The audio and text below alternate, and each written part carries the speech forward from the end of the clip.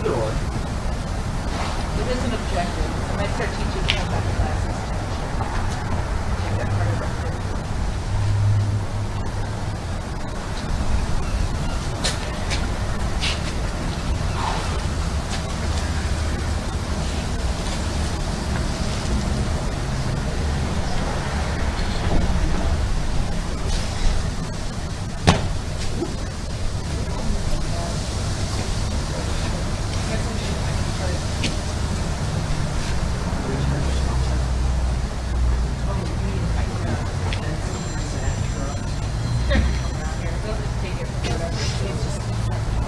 Hello.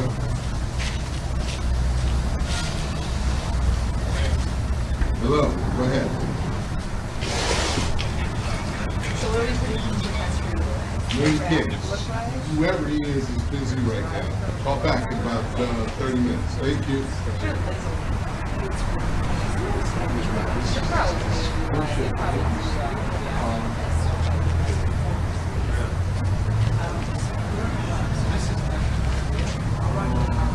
In the car.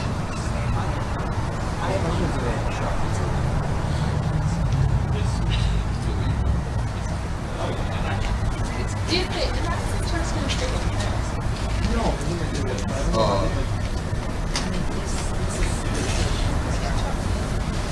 No, right.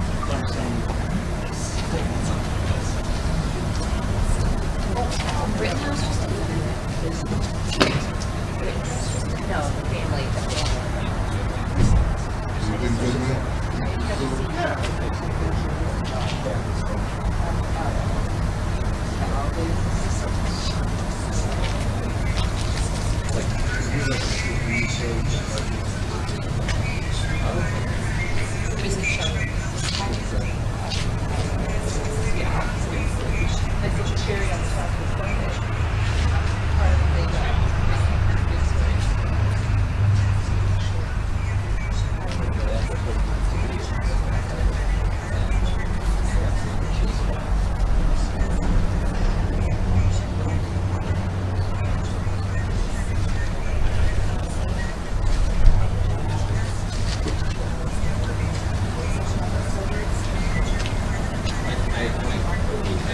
I gotta call you back.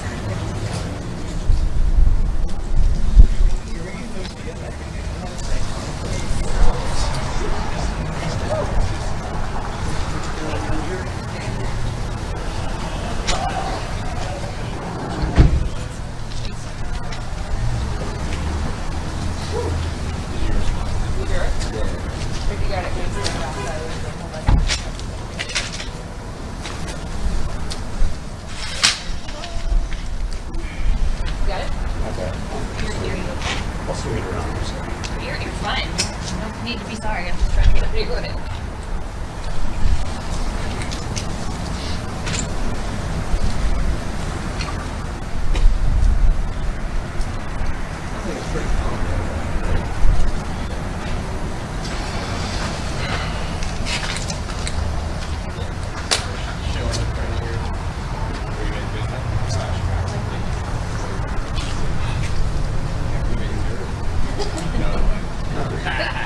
Sorry, Liz. Oh, you're greener on the other side. Yeah, there you go.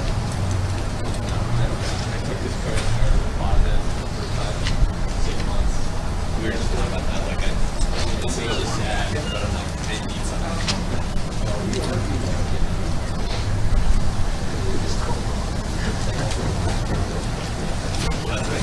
This is, I don't know if the thermal's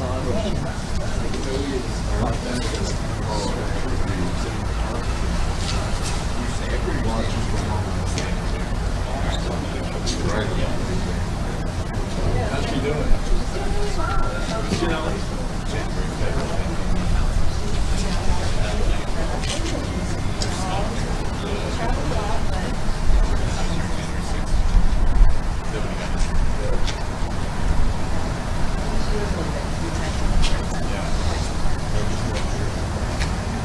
Yeah, I didn't even think of her like they're best friend that will live that side.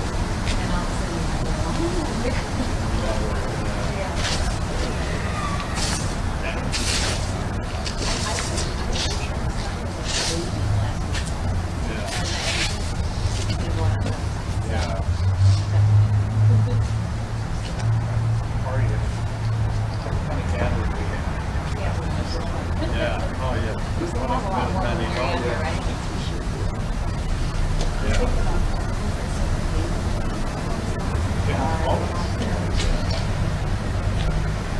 Yeah, we heard last night.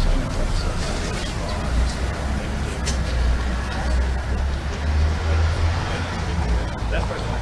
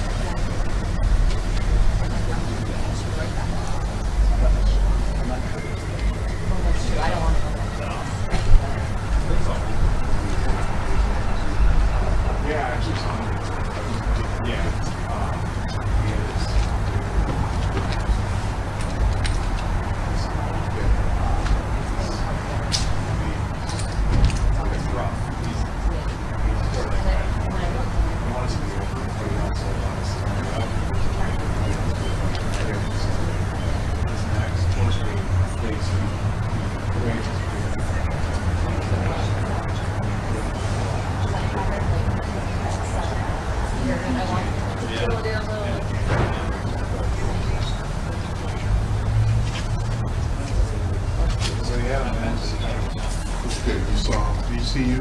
Yeah, no, we talked. Oh, you talked, Yeah, okay. we talked a lot. You know, that's my way in 6 months. Yeah. I will. Very good.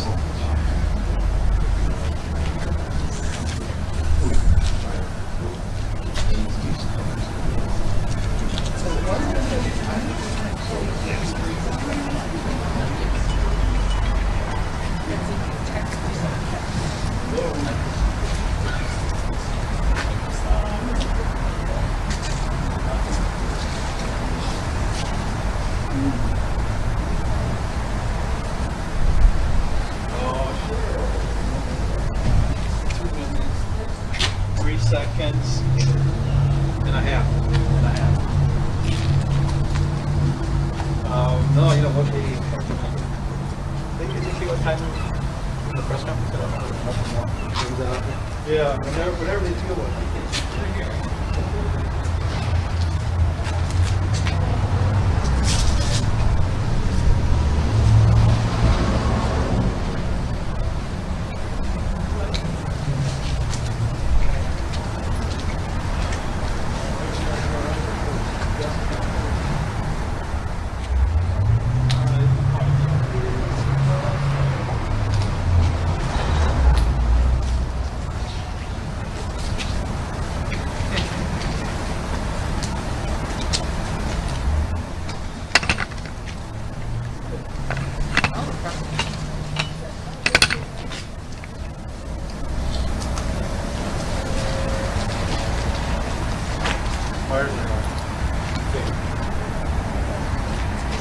Good, good. How are you? Not too bad. I figured you'd be somewhere around. Right? All week, all... Actually, my boys like feeling the first time. Nice. Okay. Were you just down in the court before this? What's that? Were you down at the courthouse right before this? I haven't done anything now. Yeah, it's weird.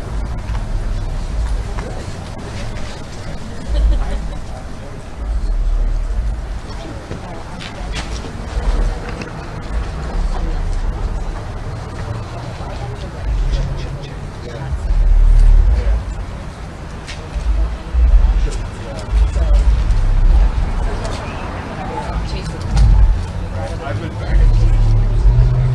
Going into and it's not that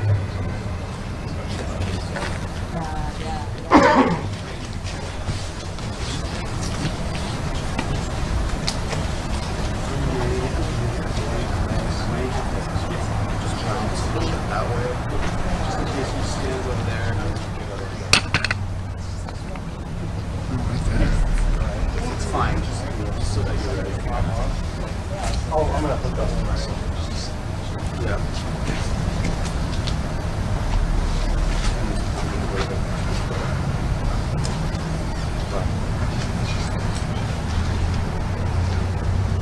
Yeah, we're gonna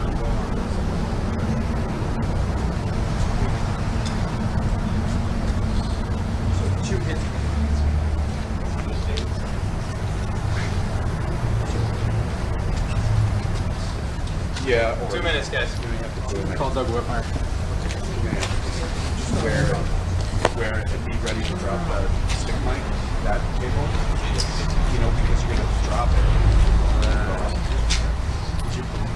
Hey, 2 minutes. Hi, 2 minutes. 2 minutes and I'm ready to talk if we need it. Hello, do you hear me? One of your other ones. Hello? Doug, do you hear me? Do you hear me? Yeah, do you hear me? Chris, do you hear me? Hi. 2 minutes and I'm Sure, that's the my son's off. Yeah. Turn everything else down. They've got about 2 minutes.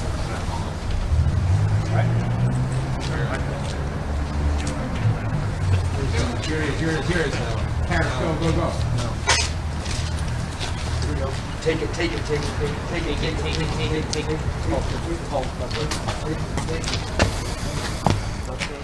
Good afternoon. It's been a long day. It's been a long 3 weeks. We're very happy with the verdict. We're happy that the jury took the time, put in an incredible amount of effort. There were times we doubted the case. There were times we were confident. And to say that we were relieved would be a gross misunderstatement. And Kyle is not here. He's on his way home. He wants to get on with his life. He has a huge sense of relief for what the jury did to him today.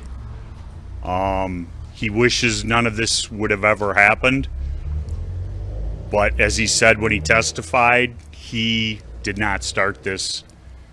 And we're thankful in more ways than one that the jury finally got to hear the true story. And when I say the media, I'm talking about social media and things like that. The story that came out from the beginning was not the true story. And that was something that we had to work to overcome in court. And we think we did that. You said that you were both at times doubtful and confident. Did the length of the deliberation time instill more confidence, or was that instilling a little bit of No, doubt. I never predict how long a jury's going to be out, but it was the longest jury deliberation I've ever been a part of. I had an 18-hour and a 17-hour. One was a federal and one was a state case. It was torture. And this might sound like a small thing, but the judge wanted us to be within 10 minutes. Obviously, my office isn't within 10 minutes, so we had to sit in that room on the 3rd floor, and it was hell. What did you talk about the decision to put Kyle on the stand? Was that a close call for you? Do you think that made a difference in the case? You want the truth? Yes. Had to put him on. It wasn't a close call. At certain points, we wondered whether we would put him on. We did. We had a mock jury, and we did 2 different juries, one with him testifying, one without him testifying. It was substantially better when he testified, to a marked degree, and that sealed it. But in Wisconsin, if you don't put a client on the stand, you're going to lose, period. What do you see as the crucial moment in your trial? There were a lot. I think it's at the beginning, but when Attorney Barron and said those things that Kyle chased Rosenbaum down, I don't know where that came from to this day. It was ridiculous. And that gave me something and argue to a jury that this isn't fair. It's not a game. And I think that was huge. Corey, my co-counsel, and I stress the word co-counsel, he was not a second chair, was incredible. Who got to cross-examine Gage Groskowitz. He won. And he did a better job than I would have. This case has gotten caught up in issues of racial justice, the Second Amendment, self-defense. What does Kyle, what does your team want this verdict to be remembered for, this case to be? When I took this case, I was hired by the 2 first lawyers. I'm not going to use their names. They wanted to use Kyle for a cause, and something that I think was inappropriate. And I don't represent causes, I represent clients. And the only thing that ended up mattering to me was whether he was found not guilty or not. Is that what Kyle feels as well? Is that what Kyle wants, or does he? I believe that's what he wanted. And I told him when I first met him, when he was in custody, that if he was looking for somebody to go off on a crusade, I wasn't his lawyer. Mark, throughout the week, you said, when I caught you in between court, you said, I never talked to you. that you were nervous, that you didn't know what the heck was going on in that jury room. Looking back on all that time waiting, nearly 27 hours to this afternoon, can you kind of walk me through sort of those emotions? I mean, I expected, we kind of picked amongst ourselves, our wives, our friends, my associates in the building, and I had Tuesday at 4:30, so I was way wrong. Nobody had it going past Thursday, and there was talk today about whether they were going to deliberate on Saturday. I've never seen a jury, and I don't mean this as a slight to them, but they didn't have a lot of questions. We had no information that they ever fought. They were just working through the issues, and so it was the time that made me nervous. There wasn't any information coming out. They submitted 5 questions over that whole time. They never asked to rewatch the videos, beyond those 5 questions. Was that concerning or puzzling question, for you? I was afraid of a compromise. I know it's been reported that we asked for lesser includeds. We objected to all lesser includeds. Kyle was questioned on lesser includeds because he has to be, but that wasn't our wish, that wasn't Kyle's wish. And we, as time went on, were afraid that there would be some horse trading in the jury room. And that's what really concerned us. And Mark, you've been visibly frustrated with the prosecution multiple times. No. How would you characterize their performance? I was a prosecutor. Corey was a prosecutor. And I never went after somebody like they did. And when they put on the Kandiri brothers, knowing that they were lying, that is a problem. This isn't, as I said in my closing argument, I'm not going to, it's not a game. And you're playing with an 18-year-old kid's life. And they were willing to put those guys on. Detective Howard and Detective Antaramian had both interviewed them, and in their police reports said, "We know you're lying." I can't ask that question when they're on the witness stand of the detective because one witness can't comment on another. So they put them on. They knew they were lying, and that's garbage. And I'm thankful we're never going to have to litigate the issue regarding the drone video, but they kept saying we stipulated to it. We let it in. We agreed to let it in because we saw the quality we were given and the jury couldn't see anything. And then they're saying, well, his first lawyer had it because it was on Tucker Carlson. John Pierce never had that video. We've talked to Fox News. We've talked to Tucker Carlson's show. The video that was on Tucker Carlson's show started right when Rosenbaum threw the bag. It did not start with the part that they showed at the beginning. It's a huge difference. That's what they built their whole case on, with that garbage photo. And, maybe you don't expect everything in a trial, ever. And that program that they used and the expert from the crime lab specifically says on the company's blog, artificial intelligence enhancements are not to be used for forensic evidence. And they did it. And our research after it, it would have been the subject of a huge motion. We don't have to do it. And you said going into this trial, you didn't want this to be about cause. But in your opinion, what do you think this verdict says about the Second Amendment? I don't know that it says.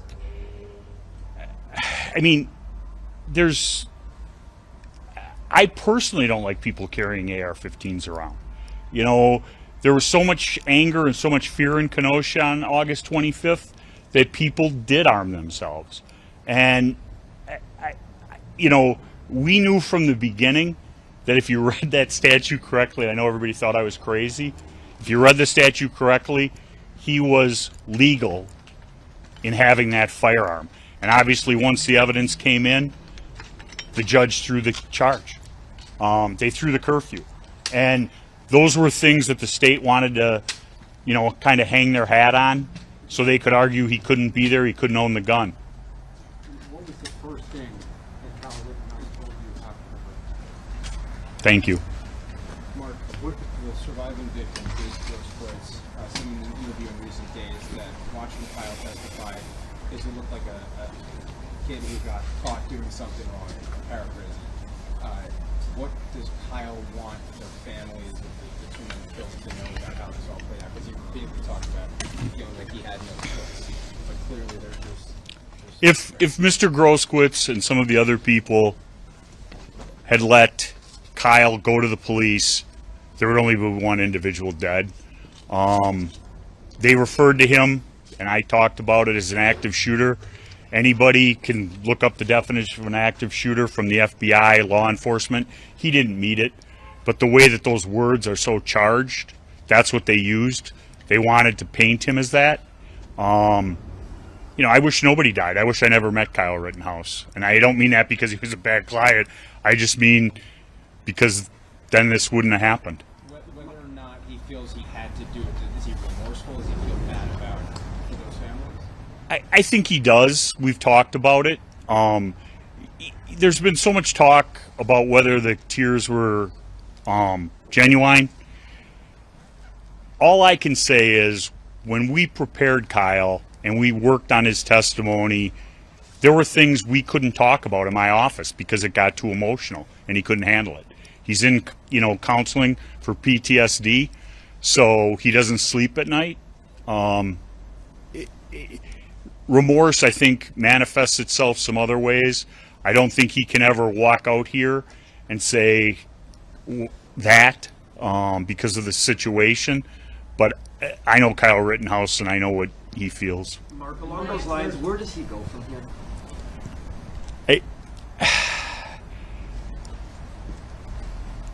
He has to get on with his life the best he can. I think eventually some anonymity will come back to it. I don't think he'll continue to live in this area. I think it's too dangerous. He's had 24-hour security since this happened. We're thankful that the judge protected his address. Everybody in this case, and when I say that, I mean prosecution, defense. To me, it's scary how many death threats we've had. I was answering my phone on the way back from court in Kenosha. My office isn't that far. After the third death threat, I quit answering the phone. And Mark, what do you say if people who may look at this verdict and still think that he had no business being in Kenosha back then?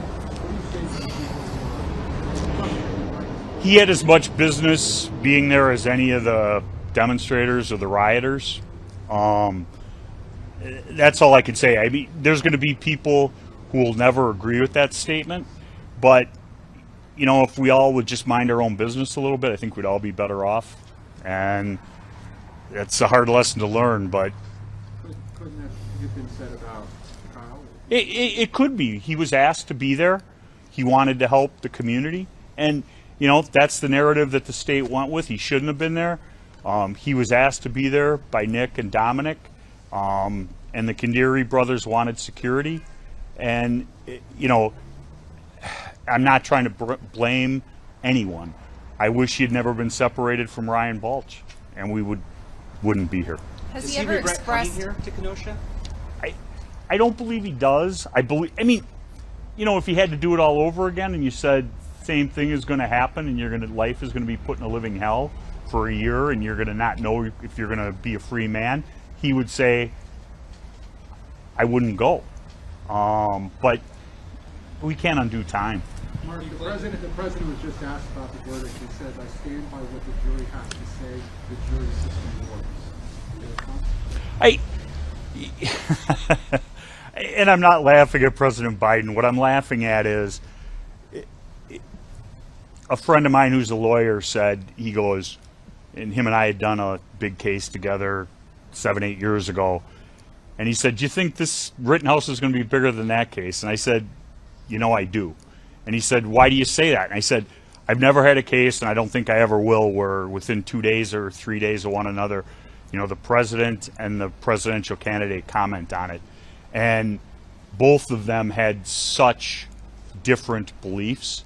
President Biden said some things that I think are so incorrect and untrue. He's not a white supremacist. I'm glad that he at least respects the jury verdict. And if the government had any information regarding his cell phone or anything, that he had been to any of those websites or been online doing that kind of stuff, it would have been introduced in evidence. It wasn't. We were the individuals who released his cell phone, which couldn't be cracked by the FBI because we had nothing to hide. Are you aware of Got here a any? little bit late. Can you just kind of reiterate or go over his reaction immediately after? No, I'm not doing reruns. In any civil actions? What's that? Do you plan to represent him in civil actions? I'm a criminal defense attorney. I don't do civil stuff. What would you say You're a that? veteran criminal defense attorney. Talk about what's the one thing you learned, if you had to say the biggest takeaway from this case, what you learned. Every case is different, and every case has surprises. Hey, I learned I could wait 24 hours for a verdict. What about what happens to the $2 million bond? I suspect there will be a fight over that.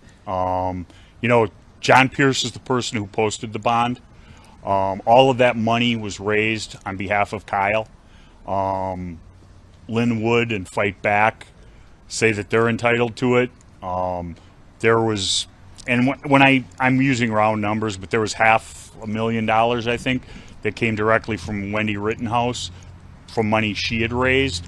So there's going to be a fight over that, and I'm just thankful that there will be a fight over that, because if he had lost, it wouldn't have mattered. Kyle had aspirations to be a first responder. That's still. He wants to be a nurse. What would you say your biggest takeaway is from this 25+ hour jury deliberation? What do you think that says? I need to be more patient. Now that he has been acquitted, can you look back and point to a pivotal moment that was successful for you, that you think created this outcome? Getting rid of the first two lawyers. And, that might be a smart alecky comment, but I mean that. And I got my best friend, Corey, to join, who I trust. And to be able to work with somebody who you don't have to check their work. You don't worry about what they're going to be doing. You give them a project and it's done as good or better as you do yourself. It's priceless. There's been a lot of commentary on the prosecutor's performance in this case. What would you say being up there with him every day? You must have got here a little bit late. I've known Tom Binger for a long time. I knew him when he was a civil lawyer. I'm disappointed with some of the things he did, and I've said why. Such as what? Putting on the Kandiri brothers when you know they're lying.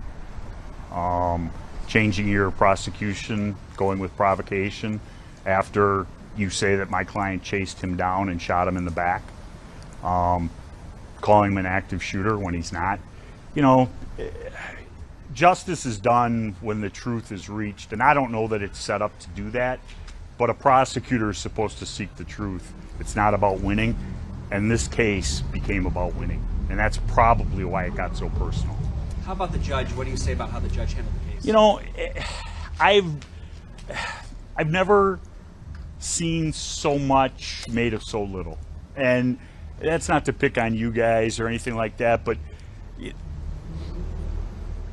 I've tried cases as a prosecutor 100 years ago in front of Judge Schrader. I've tried cases as a defense lawyer, and him and I butted heads as a defense lawyer.